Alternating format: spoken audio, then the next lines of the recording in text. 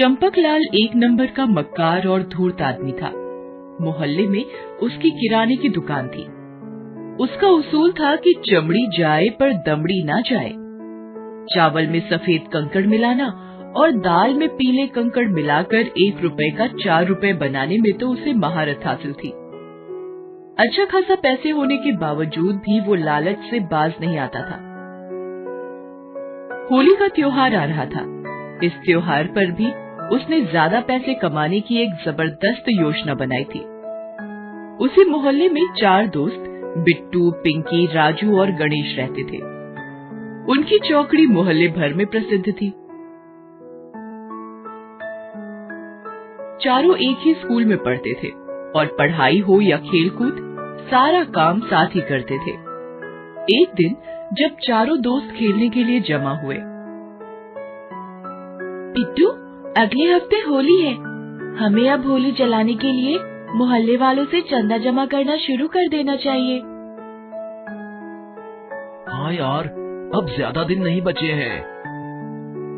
ठीक है, कल स्कूल खत्म होने के बाद ये काम शुरू कर देते हैं। सबसे चंदा इकट्ठा करने में 1 हफ्ते का समय तो लग ही जाएगा। सब लोग तो चंदा दे ही देते हैं, मगर इस चंपकलाल से पैसे कैसे निकाले जाएं? याद है ना कि पिछली बार क्या हुआ था? हाँ यार, उन्होंने हमें कितना दौड़ाया था। कभी घर तो कभी दुकान पर। हमारी चप्पलें घिस गई थी, मगर उस कंजूस का दिल नहीं पिघला।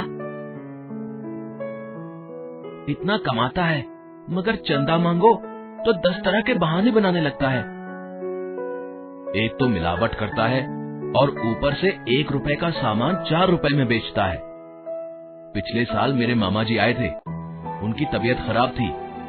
माँ ने जब उन्हें खाना खिलाया तो उनकी तबीयत और भी खराब हो गई थी। खाने का सारा सामान माँ ने इस मिलावटी की दुकान से ही खरीदा था। हाँ, मेरे पापा ने भी पिछले साल जब इसकी दुकान का चावल खाया था, तब उनका आगे का दांत टूट गया था। तब से बेचारे टूटा हुआ दांत लेकर घूमते हैं। बेचारे किसी के सामने खुलकर हंस भी नहीं सकते, अपने दांत की वजह से। इस बार चाहे कुछ भी हो जाए, मैं इस कंजूस की जेब ढीली करवा के ही रहूंगा। ये कैसा रंग लाए हो चंपकलाल? मैंने कल अपने एक रिश्तेदार को लगाया तो उस बेचारे का चेहरा ही छिल गया। मुझे गालियां देता हुआ गया है वो। अरे, मेरा रंग एकदम ठीक है। तुम्हारे घर का पानी ही खराब होगा। हाँ। और जो मैं कल आपसे गुब्बारे लेकर गया था, उसमें आधे से ज्यादा गुब्बारे पहले से फटे हुए थे। पैसे तो पूरे लेते हो, सामान तो ढंग का दिया करो। अरे तो क्या ये गुब्बारे और रंग मैं अपने घर में बनाता हूँ? लेना हो तो लो, नहीं तो कहीं और चले जाओ। जानते हो ना कि यहाँ आस पास में कोई दुकान नहीं है, इसलिए धौंस जमाते हो। हाँ। अरे जाओ जाओ, धंधे का टाइम पर दिमाग मत चाटो तुम। जाओ। दोनों ग्राहक चंपकलाल को कोसते हुए वहाँ से चले जाते हैं। चंपकलाल अपनी चतुराई पर मुस्कुराने लगता है। कैसा बेवकूफ बनाया दोनों को। पिछले साल का बचा हुआ खराब माल भी चेप दिया है और पैसे भी ऐंठ लिए। अब साल भर में तो एक बार आता है होली का त्योहार है? इस पर भी अगर आदमी कमाए नहीं तो कैसे चलेगा? अभी तो नए माल में भी मिलावट करनी है। अभी वो ये सब सोच ही रहा था कि वहाँ बिट्टू और उसके दोस्त आ जाते हैं। उन्हें देखकर चंपकलाल घबरा जाता है। अरे ये शैतान यहाँ कहाँ से आ गए? जरूर होली का चंदा मांगने आए होंगे। पिछली बार तो इन्हें उल्लू बना दिया था, मगर लगता है कि इस बार ये लोग आसानी से झांसे में नहीं आने वाले। तब तक बिट्टू और उसके दोस्त वहाँ पहुँच जाते हैं। नमस्ते अंकल। नमस्ते नमस्ते। बोलो क्या बात है? यहाँ क्यों आए हो? है? हम यहाँ होली के चंदे के लिए आए हैं। ऐसा क्या विशेष करते हो होली पर जो हर साल चंदा मांगने चले आते हो? हैं? इधर उधर से 2-4 लकड़ियाँ इकट्ठा करके आग लगा देते हो बस। और अंकल, होलिका दहन देखने के लिए आए लोगों को गुजिया भी तो खिलाते हैं। अब इसके लिए तो पैसे लगेंगे ही ना अंकल। ठीक है, ज्यादा बातें मत बनाओ। तो बताइए, कितने रुपए की पर्ची काटे आपकी? अरे अभी तो बहुनी भी नहीं हुई, शाम को आना है। इस तरह चंपकलाल उन बच्चों को टरका देता है। शाम को बच्चे जब दुकान पर आते हैं तो उसकी दुकान पहले से ही बंद होती है। बच्चे हार कर चले जाते हैं और अगले दिन फिर उसकी दुकान पर आते हैं। अरे तुम कल शाम को क्यों नहीं आए? मैं तो सारे पैसे घर पर रखाया हूँ। ऐसा करो कि शाम को घर पर आकर ही पैसे ले लेना।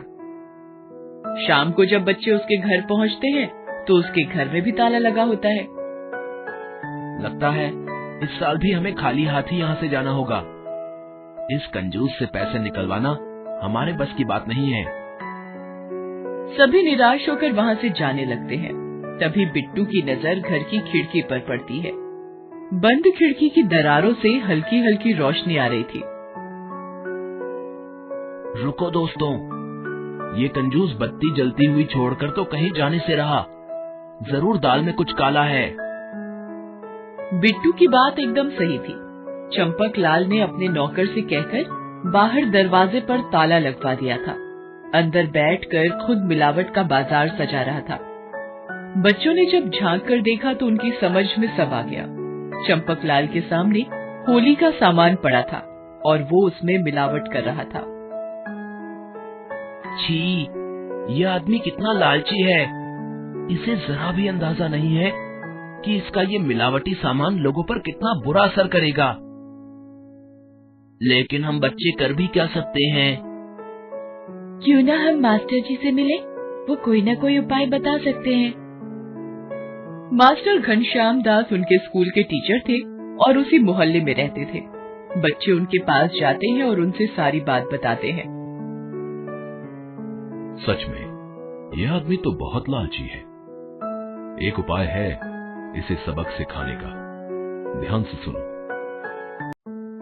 मास्टर जी अपनी योजना बनाने लगते हैं और सारे बच्चे ध्यान से उन्हें सुनने लगते हैं। होली में सिर्फ 2 दिन बाकी रह गए थे। चंपकलाल ने मिलावट करके सारा सामान अपनी दुकान पर सजा लिया था और ग्राहकों का इंतजार कर रहा था, मगर सुबह से कोई ग्राहक नहीं आया था। कमाल है, पिछले साल तो इस समय दुकान पर ग्राहकों की भीड़ लगी हुई थी और इस बार तो कोई आया ही नहीं। कहीं और से तो सामान नहीं ले लिया इन लोगों ने। ये सोचकर चंपकलाल पता लगाने के लिए दुकान से निकलकर मोहल्ले में गया। मोहल्ले के बीचों बीच जाकर उसने देखा कि बिट्टू और उसके दोस्तों ने स्टॉल लगाकर रखा है, जिस पर होली का सारा सामान बिक रहा था। सारे लोग वहीं से रंग, अबीर और गुलाल खरीद रहे थे। अरे ये आप लोग क्या कर रहे हैं? हर बार तो मुझसे सारा सामान लेते थे और इस बार आप इन बच्चों के बहकावे में आ गए। तभी वहाँ मास्टर जी आते हैं और कहते हैं, बहकावे में नहीं आए हैं चंपकलाल जी, सबकी आंखें खुल गई हैं। अब कोई आपका मिलावटी सामान नहीं खरीदेगा। थोड़े से पैसे कमाने के लिए आप जो लोगों के जीवन से खिलवाड़ करते हैं वो सबको पता चल गया है। इन बच्चों ने चंदे के पैसे से ये सब सामान खरीदा है और लोगों को वाजिब दाम पर इसे बेच रहे हैं। फिर क्यों कोई आपकी दुकान से घटिया माल लेगा? चंपकलाल शर्म से पानी पानी हो गया। वह बोला, मुझे माफ कर दीजिए, इन बच्चों ने आज मेरी आंखें खोल दी हैं। आज से मैं कसम खाता हूँ कि कभी मिलावट का धंधा नहीं करूँगा। और सच में इस घटना ने चंपकलाल को पूरी तरह से बदल दिया। उसने मिलावट से तौबा कर ली। धन्यवाद हो तन के साथ साथ मन का भी महल धोने वाली इस होली का।